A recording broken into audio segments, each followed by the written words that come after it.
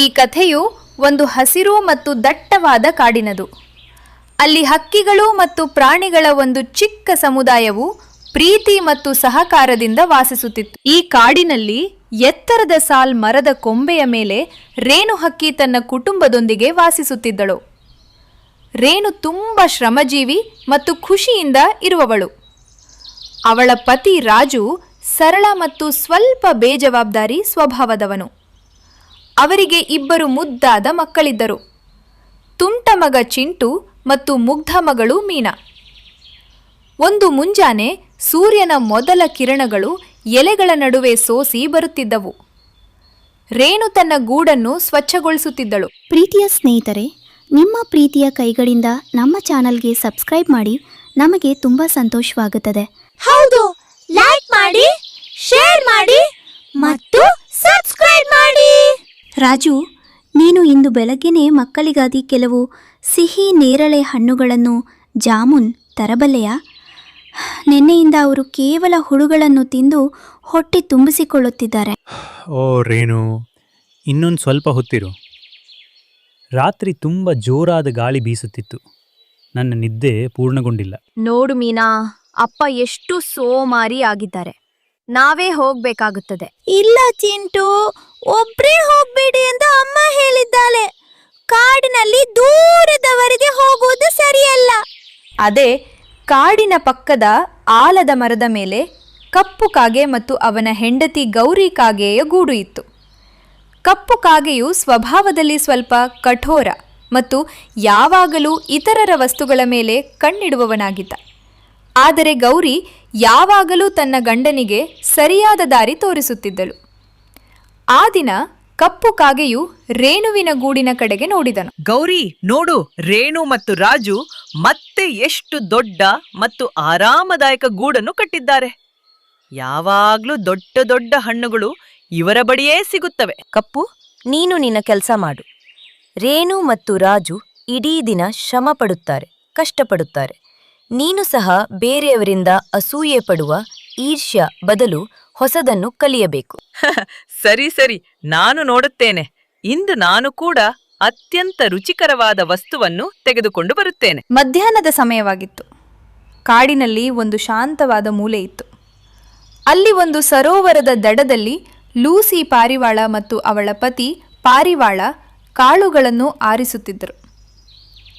Lucy ತುಂಬ ಶಾಂತ ಸ್ವಭಾವದವಳು ಮತ್ತು ಎಲ್ಲ ಹಕ್ಕಿಗಳಿಗೂ ಸಹಾಯ ಮಾಡುವವಳು ಆಗಿದ್ದರು. ಪಾರಿವಾಳ, ಇಂದು ಹವಾಮಾನ ಬದಲಾಗಲಿದೆ ಎಂದು ನನಗೆ ಅನಿಸುತ್ತದೆ. ಗಾಳಿ ಹಠಾತ್ತನೆ ತೀವ್ರವಾಗಿದೆ. ನೀನು ಸರಿಯಾಗಿ ಹೇಳ್ತಿದ್ದೀಯ ಲೂಸಿ. ರೇಣುಳಿಗೂ ಕೂಡ ಎಚ್ಚರಿಕೆ ನೀಡಿದ್ದೆ. ಅವರ ಗೂಡು ಸ್ವಲ್ಪ ಎತ್ತರದಲ್ಲಿದೆ.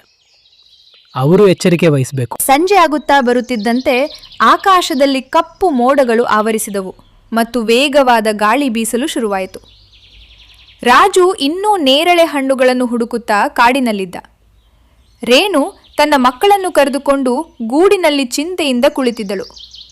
ಹಠಾತ್ತನೆ ವೇಗವಾದ ಗಾಳಿಯ ಹೊಡೆತಕ್ಕೆ ರೇಣುವಿನ ಗೂಡಿನ ಒಂದು ಬಲಿಷ್ಠವಾದ ಕೊಂಬೆ ಮುರಿದು ನೇತಾಡಲು ಶುರುವಾಯಿತು.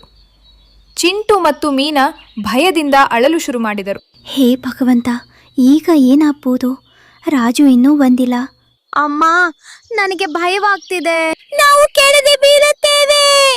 ಸರಿಯಾಗಿ ಅದೇ ಸಮಯದಲ್ಲಿ ಪಕ್ಕದ ಆಲದ ಮರದಿಂದ ಕಪ್ಪು ಕಾಗೆ ಇದನ್ನೇ ನೋಡಿದನು. ಅವನ ಸ್ವಭಾವವು ಕಿರಿಕಿರಿಯದ್ದಾಗಿದ್ದರೂ ಸಂಕಟದಲ್ಲಿ, ಆಪತ್ತಿನಲ್ಲಿ ಯಾರ ಸಹಾಯ ಮಾಡುವುದರಿಂದಲೂ ಅವನು ಹಿಂದೆ ಸರಿಯುತ್ತಿರಲಿಲ್ಲ. ಗೌರಿ, ಬೇಗ ಹೋಗೋಣ. ರೇಣುವಿನ ಗೂಡು ಅಪಾಯದಲ್ಲಿದೆ. ನಾವದನ್ನು ಸಂಭಾರಿಸಬೇಕು, ಹಿಡಿದಿಟ್ಟುಕೊಳ್ಳಬೇಕು. ಹೌದು, ನಾನು ಬರುತ್ತಿದ್ದೇನೆ. ಕಪ್ಪು ಮತ್ತು ಗೌರಿ ತಕ್ಷಣ ರೇಣುವಿನ ಗೂಡಿನ ಮುರಿದ ಕೊಂಬೆಯನ್ನು ಡಾಲಿ ಮೇಲಕ್ಕೆತ್ತಿ ಅದನ್ನು ಗಟ್ಟಿಯಾಗಿ ಹಿಡಿದುಕೊಂಡರು. ಇದರಿಂದ ಅದು ಗಾಳಿಯಲ್ಲಿ ಹಾರಿ ಹೋಗಬಾರದು. ರೇಣು, ಹೆದರ್ಬೇಡ. ನಾನು ಮತ್ತು ಗೌರಿ ಇದನ್ನ ಹಿಡಿದುಕೊಂಡಿರ್ತೀವಿ. ನೀನು ಮಕ್ಕಳನ್ನ ಕರೆದುಕೊಂಡು ಸುರಕ್ಷಿತ ಜಾಗಕ್ಕೆ ಹೋಗಲು ಪ್ರಯತ್ನಿಸು. ಓಹ್ ಕಪ್ಪು, ನಿಮಗೆ ತುಂಬ ತುಂಬ ಧನ್ಯವಾದಗಳು.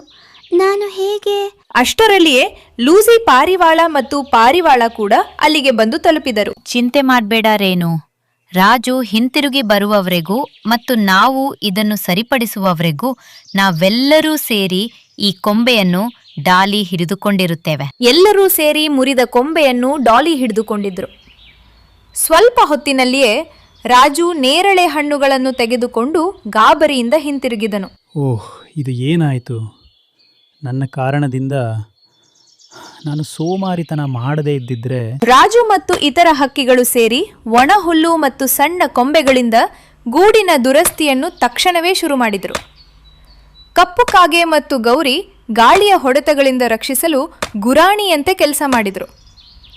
ಕೆಲವು ಗಂಟೆಗಳಲ್ಲಿ ಗೂಡು ಮತ್ತೆ ಸುರಕ್ಷಿತವಾಯಿತು. ಎಲ್ಲವೂ ಸರಿಯಾದ ನಂತರ ರೇಣುವು ಪನ್ನೀರಿನಿಂದ ನೋಡಿದಳು. ನೀವೆಲ್ಲರೂ ಇಂದು ನನ್ನ ಮತ್ತು ನನ್ನ ಮಕ್ಕಳ ಪ್ರಾಣವನ್ನು ಉಳಿಸಿದ್ದೀರಿ. ಕಪ್ಪು ಕಾಗೆ, ಸ್ನೇಹ ಮತ್ತು ಸಹಕಾರವು ಯಾವುದೇ ಭಿನ್ನಾಭಿಪ್ರಾಯಕ್ಕಿಂತ ಮೇಲಿದೆ ಎಂಬುದನ್ನು ನೀನು ಸಾಬೀತುಪಡಿಸಿದ್ದೀಯ. ರೇಣು, ನನ್ನನ್ನು ಕ್ಷಮಿಸು. ಒಬ್ಬಂಟಿಯಾಗಿರುವುದಕ್ಕಿಂತ ಒಟ್ಟಿಗೆ ಇರುವುದು ಎಷ್ಟು ಒಳ್ಳೆಯದು ಎಂದು ನಾನು ಇಂದು ಕಲಿತೆ. ಹೌದು, ಮತ್ತು ಸೋಮಾರಿತನವು ಯಾವಾಗಲೂ ಅಪಾಯಕ್ಕೆ ಆಹ್ವಾನ ನೀಡುತ್ತದೆ ಎಂದು ನಾನು ಕಲಿತೆ.